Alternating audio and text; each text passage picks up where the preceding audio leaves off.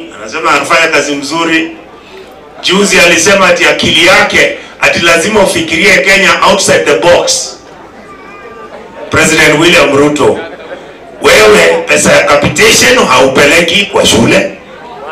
Number 2, ukiona wakulima wa chai saa hii bonus inakuja shilingi 10. Ukiangalia walimu wa JSS ambao uliandika 2 years ago, sasa unawaambia tena waongoje miaka ingine 2 ndio watakuwa permanent and pensionable.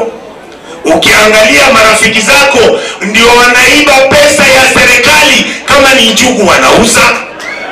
Wale watu wako umetuma hapa kuja kufanya kampeni ya OMCA wanaendesha Eurocopter, zimefika 7 nasikia.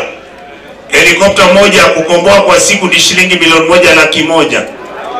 Times 7, that is 7 million. Times 30 days, that's 210 million. Aye, wami ndo akiona William. Kikao kora. Tumeelewana? Si ati tunakuchukia, Mheshimiwa Rais, hatukuchukii.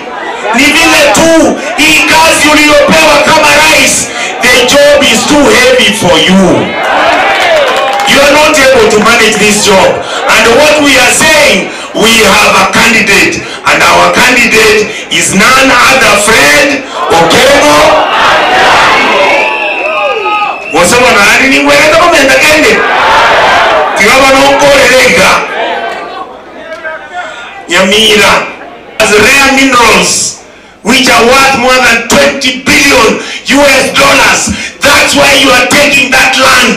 Leave that land for the Kuria people, because those are our brothers. Tumechoka na kuiba rasilimali za serikali. We want a country that is peaceful, a country that doesn't have thieves in governance. We want a country that protects the most vulnerable in our country. Na tunasema kumalizia palimoko ni chuko na mwele UD.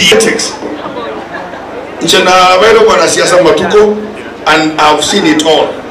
Other than Mzee Professor Ongeri na Mzee Obure, in Kisii, I pride my